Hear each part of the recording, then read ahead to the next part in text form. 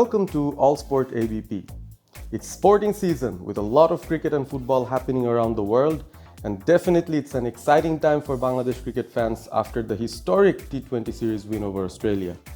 The Kiwis are up next to tour Bangladesh, and as we know, they have set up a second string T20 squad to tour Bangladesh and Pakistan as well, and none of these players would be playing in the upcoming T20 International World Cup for the Kiwis, so they have taken this as a preparation for a younger breed of players who would maybe be integrated into the Kiwi team after the World Cup.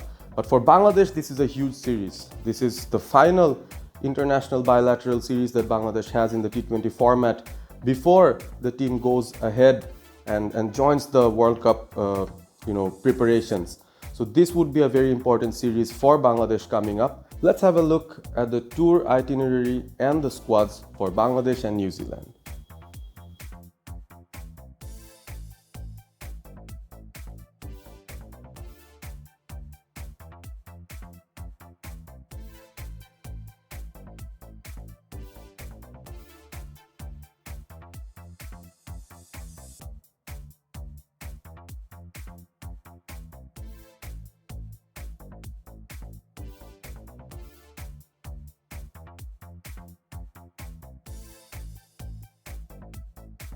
Back to the topic, where is Tamim Iqbal in the squad? Why isn't he there? So he's still nurturing the injury, recovering from his injury, and hopefully preparing himself to be ready for the upcoming T20 World Cup. But the big question here is, after missing so many T20 matches in internationals recently, is he going to be really considered as a sure starter for Bangladesh in the T20 World Cup? That is the point of the video.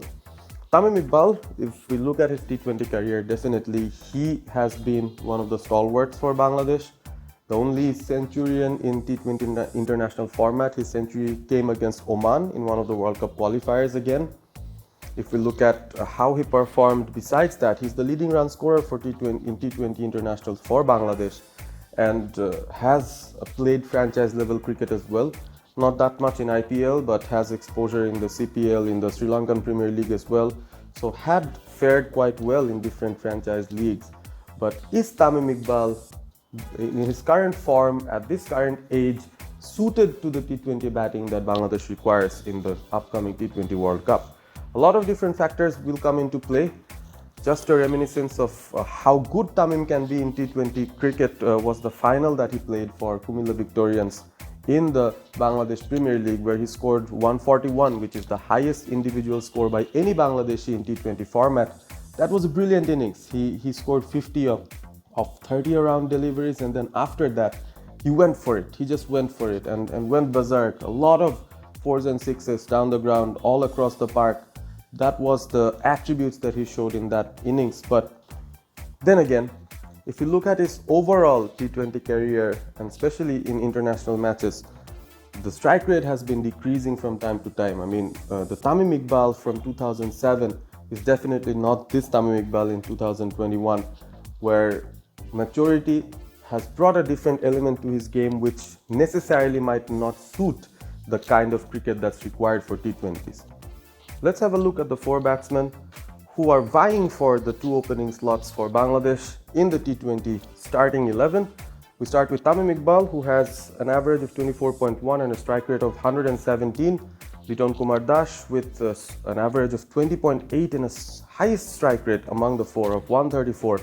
Soumya Sarkar, the average on the lower side, strike rate a decent one, 23.6, and Naeem Sheikh, an average of 29.1, which is one of the highest ones for Bangladesh in the current actively playing T20 players for Bangladesh in the international level, and he has an average of 29.1 with a strike rate of 111.2, and that is where we will focus our attention to, the strike rates, because the openers will be playing within the first 6 overs of the game, where there is going to be field restrictions and just the two fielders out.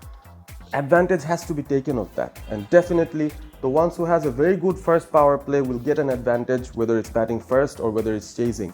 In those aspects, I think Tamim Iqbal has not been the best of the best for Bangladesh. He can play a sheet anchor's role, and maybe so can Naeem Sheikh. These two batsmen kind of give a similar vibe and want to start slow and then build up and later try and play those big shots, but that necessarily doesn't happen all the time. And once one of these batsmen fail to capitalize on a slow start, it actually puts a lot of pressure on the team, on the batsman later coming on, and doesn't provide enough impetus and enough power generation throughout the first power play that actually all teams really want to utilize. In that perspective, having a look at Liton Kumar Das and Soumya Sarkar, you can actually say that these two have a comparatively better strike rate. These two are at this point young and more powerful and have that natural ability to hit the ball over the top.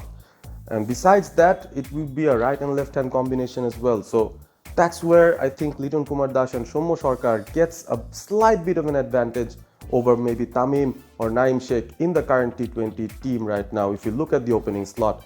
And one thing that goes for Tamim Iqbal, which is a positive point, and that is Tamim Iqbal is experienced. And his experience counts. Definitely that would be something that Bangladesh would be looking on to. But Bangladesh has the experience of Mushfiqur Rahim, Saqib Al Hasan, Mahmudullah Riyad as well. And I think that is where we start to realize maybe we need to be a bit more brave in our team selection and maybe go for the hard hitters who can bring a flying start to Bangladesh to start off the power plays. And then if something happens, if a fall of wickets happens, and then you can have Saqib Al Hasan, Mushfiqur Rahim, Mahmudullah Riyad, those three can actually hold on to one end and the other youngsters can again go and play the power hitting game. So that is where I feel bringing in Tamim Iqbal might be a safe move, but at this point, considering he's just coming back from injury, considering the likes of Liton Kumar Das, Soumya Sarkar and Naeem Sheikh has been getting more playing time overall, considering the fact that the T20 requires power, team balance and players who play to situations. And for instance, someone like Soumya Sarkar is very versatile and could be used as a bowler as well. He's an excellent fielder when he's there in the outfield or within the inner circle, besides being a batsman. So he provides a lot of different assets which is required in the T20 team. And Liton Kumar Das is also, he's a very good fielder and can do his wicket keeping, and is definitely one of the most gifted batsmen that Bangladesh have at this point with their T20 squad. So Tamim Iqbal is going to have a hard fight, and according to me, it's just my opinion though, I'm not sure if Tamim Iqbal gets the nod ahead of Liton Kumar Das or Soumya Sarkar at this point as the opening partnership for Bangladesh to the upcoming T20 International World Cup. It could actually be a last hurrah for Tamim, that the board gives him his last opportunity to play a big T20 event, and then maybe he's phased out of the team gradually while Liton and Soumya gets into the team. But let's see what happens. Please share your opinion on should Tamim Iqbal be actually part of the T20 squad or not. I mean, I provided mine. I feel he doesn't maybe fit into this T20 squad at this point of time, and maybe it would be better to give a youngster an opportunity for the upcoming World Cup. But if you think otherwise, you can actually provide your comments under the video here. And if you feel Tamim Iqbal is not the first choice for you, who should be opening the innings for Bangladesh? Who should be the opening pair for Bangladesh? Please go ahead and provide your opinions regarding that. Don't forget to like and share the video and subscribe to the channel for more Allsport content coming your way. A big thanks to all for the support so far. This is Ahmed bin Parvez signing off for today. See you soon.